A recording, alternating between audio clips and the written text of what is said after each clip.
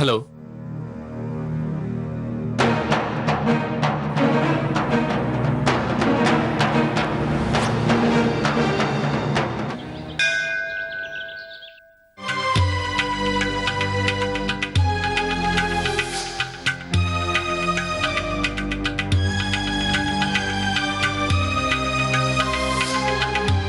சின்ன வயசுல இருந்தே நீ அப்பா அம்மாவோட அன்பு இல்லாம வளர்ந்தவன் எனக்கு தெரியும் இமர்த்தி.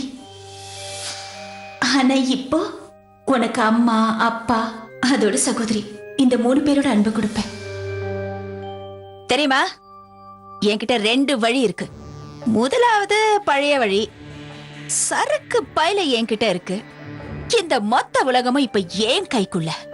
நான் நினைச்சதெல்லாம் செய்வேன், எப்படி வேணாலும் வாழ்வேன். அப்புறம் அந்த 2வது வழி, அது சரி, அது என்ன எனக்கு எப்படி தெரியும்?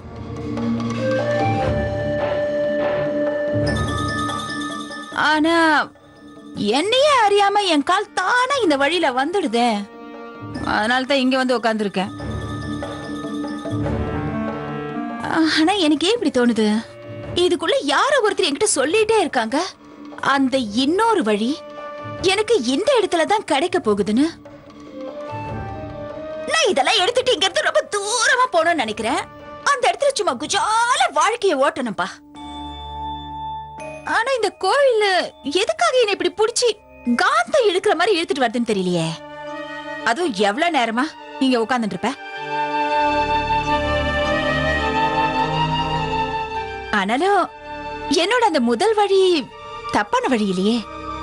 நீயும் தானே திருடி இருக்க. வெண்ணைய நான் கொஞ்சம் அதிகமா வித்தியாசமா திருடிட்டேன். ஆனாலும் உனக்கு எனக்கு நடுவுல ஏதோ ஒரு உறவு இருக்கு. அதனால தானே இங்க வந்திருக்கேன். ஆனா சாயங்காலம் வரைக்கும் தான் இங்க இருப்பேன். அதுக்கு மேலே என்ன இங்க இருக்க வைக்கணும்னு நினைச்சேன். அதுக்கப்புறம் நான் இஷ்டத்துக்கு என் வழியை பார்த்துட்டு போயிடுவேன். எனக்கு இந்த நியாய தர்மத்தை நினைச்சாலே பயமா இருக்கு. அந்த கிழமை என்ன ஒழுங்கா வளர்த்துருக்கணும் இல்ல. சொரி நான் பிடிச்ச அவனை கடிக்க. என்ன ஒழுங்கா வளர்க்காம அப்படி இரு இப்படி இருன்னு சொன்னா. அதோட அந்த ராதிகா, யப்பா, அவ வாய திறந்தா யாரோ கதா காலட்சேபம் பண்ற மாதிரி இருக்கு. எம்எல்ஏ எவ்வளவு அன்பா இருக்கா, என்ன அப்படியெல்லாம் பாத்துக்கிறா. அவளை நான் என்னதான் திட்டினாலும் அவ எனக்கு நல்லது மட்டும் தான் நினைக்கிறா. அவளோட அன்புதான் எனக்கு கொஞ்சம் யோசிக்க வைக்குது.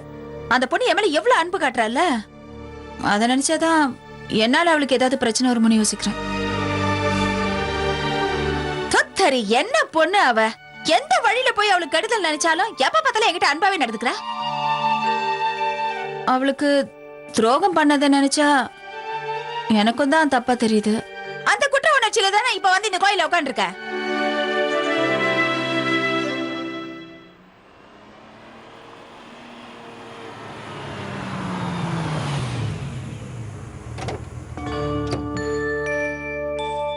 மாமா, ராதிகாக்கா ரொம்ப நேரமா உள்ள உட்காந்துருக்காங்க. அவங்களுக்கு என்னாச்சுன்னு பாருங்களேன். அட ராதிகாக்கா, நீங்க எப்படிங்க? அப்ப உள்ள அது யாரு? அவ என்னோட சகோதரி இமர்த்தி. உங்க தங்கச்சியா? உங்க தங்கச்சி விஷாகா தானேக்கா? அவங்க எங்க இருக்காங்களே? அவளும் என்னோட சகோதரி. நான் இமர்த்தியை பார்த்துட்டு வரேன். பாட்டிமா, நான் வந்துடுறேன்.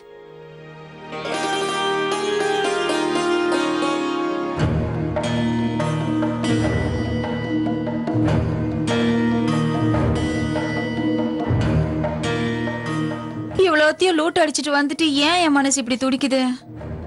என்ன கர்மண்டா சாமி. இவ்வளவு கோடி கணக்கான சொத்தை வச்சுட்டு நான் வேற எங்கேயாவது போய் ஜாலியா வாழ போறேன். ஆனா அப்படி பண்ணலையே. காலையில இருந்து சாயங்காலம் வரைக்கும் இந்த கோயில உட்காந்துருக்கேன் கண்டத்தை யோசிச்சுட்டு. இமர்த்தி,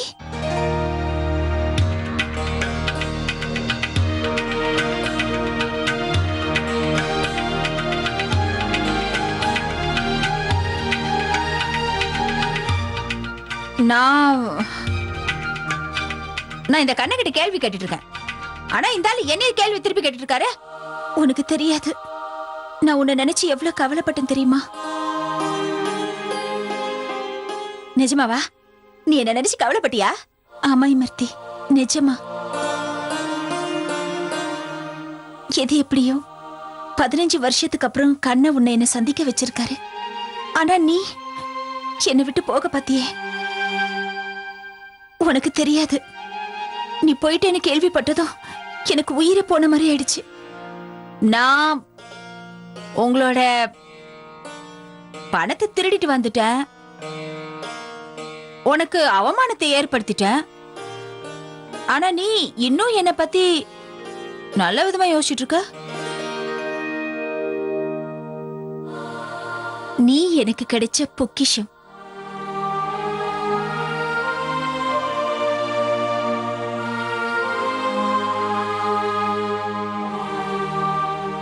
நீ ஏன் என் மேல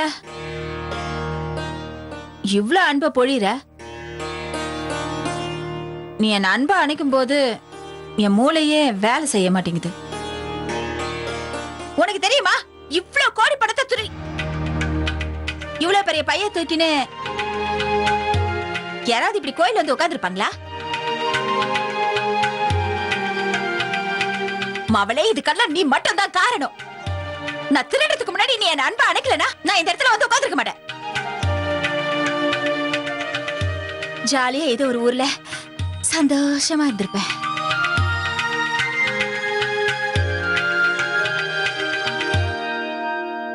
ஆனா எந்த இடத்துக்கு நான் ஓடி போனோம்னு நினைச்சாலும் உன் கண்ணு என்ன துரத்துற மாதிரி இருக்கு. சத்தியமா சொல்றேன், நீ மட்டும் இல்ல நான் எங்கேயாவது ஓடி போயிருப்பேன். பாரு, இப்ப உன்கிட்ட மாட்டிக்கிட்ட. சரியான தலைவலி கேஸ். யாரோ என்ன இங்க கூப்பிடுற மாதிரியே இருந்துச்சு. அதனாலதான் பாரு, நீ என்ன இங்க தேடி வந்துட்ட. இந்த இடம் தானே? அந்த கிழவ 15 வருஷத்துக்கு முன்னாடி இதோ இந்த வாசல்ல விட்டுட்டு ஓடி போயிட்டா. இப்ப பாரு, நான் இங்க இருக்கேன் 15 வருஷத்துக்கு அப்புறம்.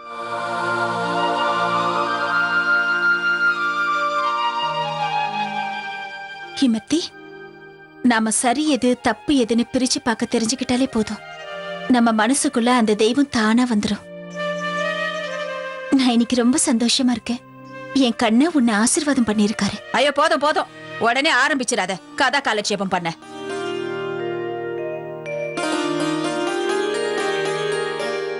ஆனா எனக்கு என்னமோ தோணுது, அது ஆண்டவன் இருக்கான்னு.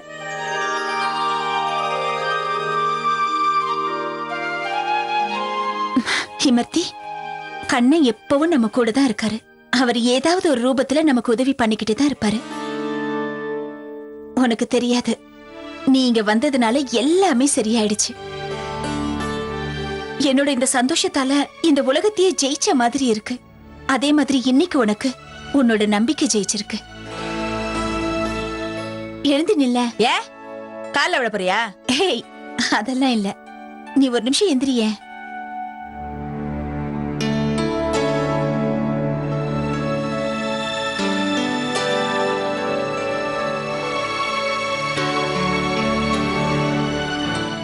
என்ன சொல்ல?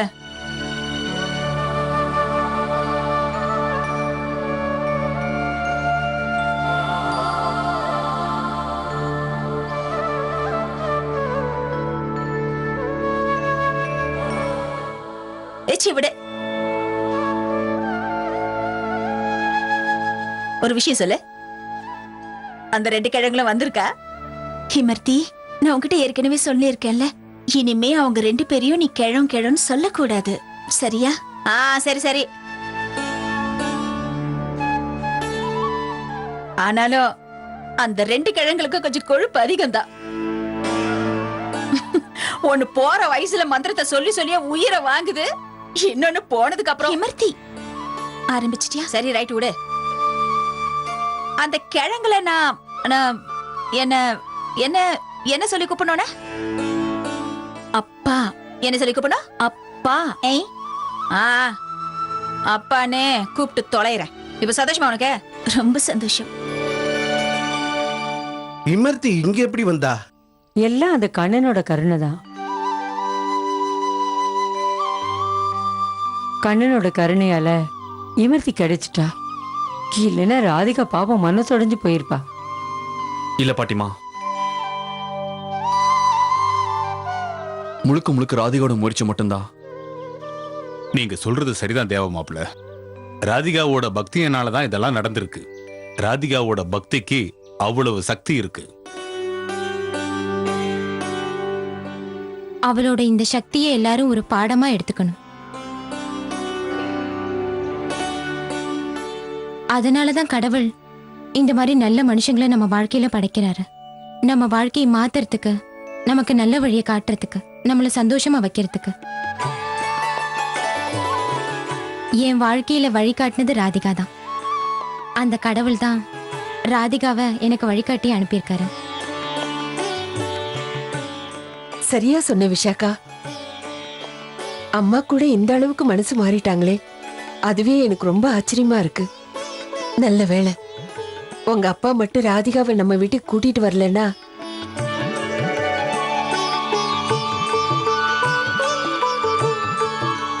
ஆமா, பாட்டிமா எங்க? அவங்க வீட்டுக்கு போயிருக்காங்க நம்ம எல்லாரையும் வரவேற்கிறதுக்கு. இந்த ரெட்ட சகோதரிகள் எங்க போயிட்டாங்க?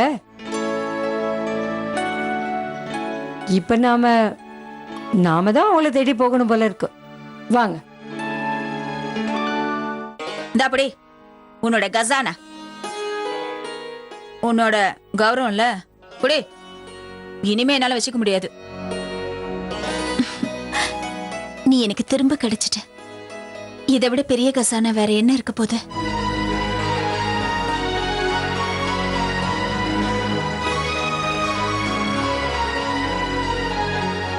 நீ என்ன உன் வீட்ல வச்சு எனக்கு தயவு காட்டினல்ல, அத நான் என் வாழ்க்கை முழுக்க மறக்க மாட்டேன்.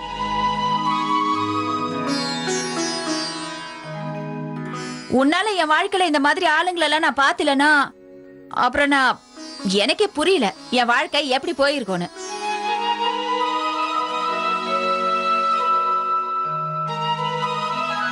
அதோட இந்த மாதிரி கேடு கிட்ட வேலைகளை செஞ்சுக்கிட்டு என் வாழ்க்கைய நான் ஓட்டி இருப்பேன்.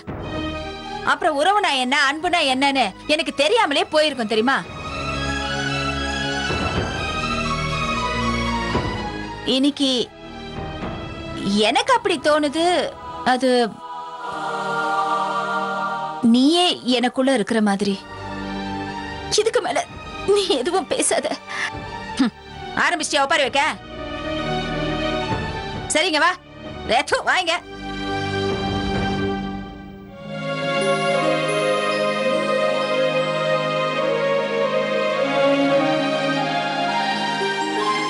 அழக்கூடாது. நான் இருக்கல, இனிமே ஒன்ன அழ வைக்கிறவங்கள நான் அழ வைப்பேன்.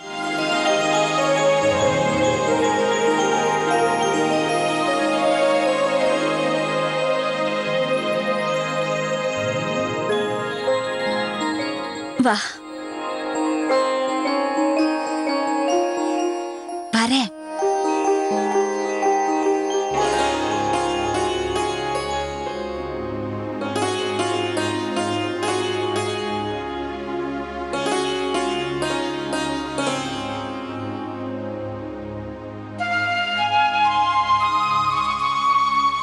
சின்ன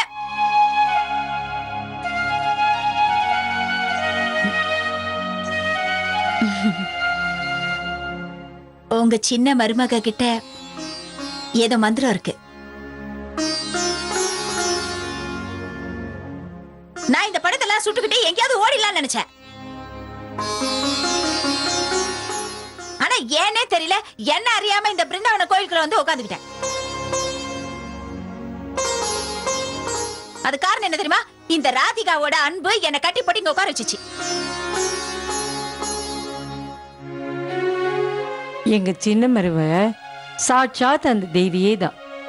அவ கூட நீயும் சேர்ந்து நம்ம குடும்ப கௌரவத்தை கட்டி காப்பாத்தணும், புரியுதா?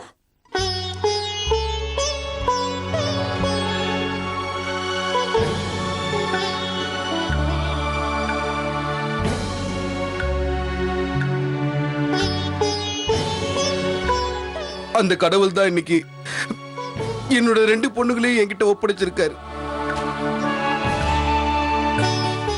அம்மாடி ராதிகா, உன்னை நான் என் வாழ்க்கை பூரா மறக்கவே மாட்டேம்மா. இதெல்லாம் பார்க்கும்போது எனக்கு எனக்கு கனவு மாதிரி இருக்கு. அழாத அப்பா. அப்பா அப்பா நான் கூப்பிட்டேன். இமர்த்தி,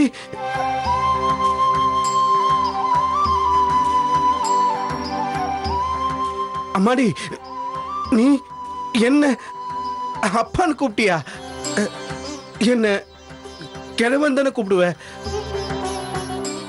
இப்ப இது கனவு தானோன்னு எனக்கு தோணுது. அப்பா, உங்களோட இந்த கனவு என்னைக்குமே கலையாது.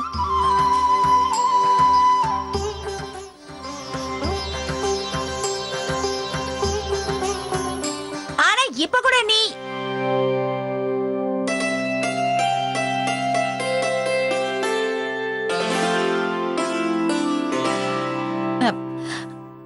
ஆனா இப்ப கூட நீங்க இந்த கட்டையை வச்சு நொண்டி நொண்டி நடந்தீங்கன்னா அப்புறம் எனக்கு என்ன சொன்ன தெரியுமா? நான் என்ன சொல்ல வந்தேன்னா, நீங்க என்ன மன்னிக்கலன்னு.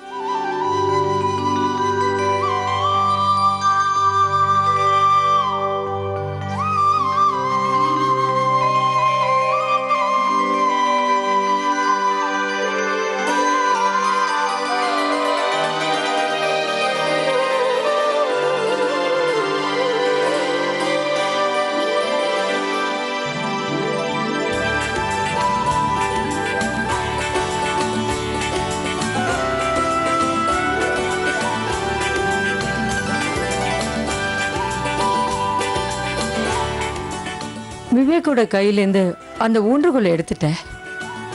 நீ என்னோட ஆசையை பூர்த்தி பண்ணிட்ட. வாழ்க்கை பூரா நீ அவனுக்கு ஊன்றுகோலா இருக்கணும். என்னோட அந்த ஆசையை நீ நிறைவேற்றுவியா?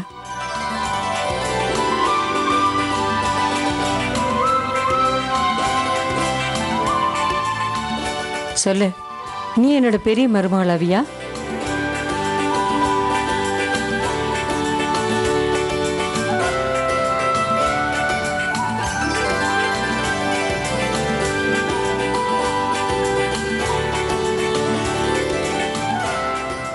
மகா கடவுள் கண்ணனுக்கு பிருந்தாவன கோவில்ல ஒரு கதா காலட்சேபம் சிறப்பா நடந்தது. அதே சந்தோஷத்தோட இப்ப நம்ம வாழ்க்கையிலையும் ஒரு புது கதை ஆரம்பமாயிருச்சு. வாங்க கடவுளுக்கு ஆரத்தி காட்டலாம். ராதிகா,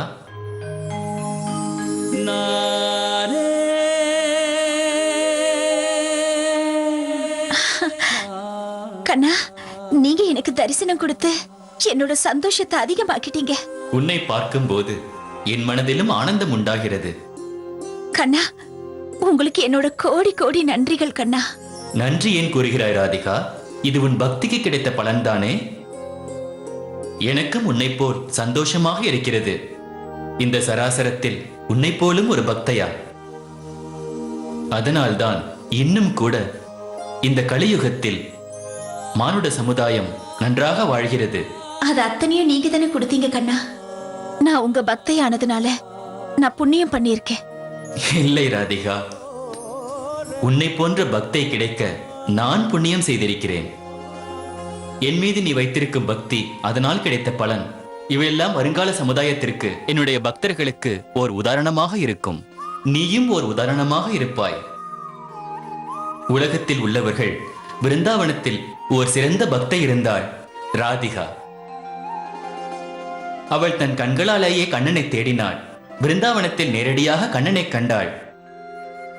உன்னுடைய இந்த கதை அன்பு, நம்பிக்கை, அத்துடன் பக்தியின் கதை. நீ என் பக்தர்களில் சிறந்த பக்தையாக இருக்கிறாய். ஏனென்றால் என்னுடைய சிறந்த பக்தர்களுக்கு நான் மிகுந்த துன்பத்தை கொடுத்து சோதனை செய்வேன். ஆனால் நீ என் அனைத்து சோதனைகளிலும் வெற்றி பெற்று விட்டாய். அதனால் உன்னுடைய வாழ்க்கை சக்கரம் எதுவரை சுழல்கிறதோ அதுவரை ஏதாவது ஒரு ரூபத்தில் உன் வாழ்க்கை முழுவதும் வருவேன்.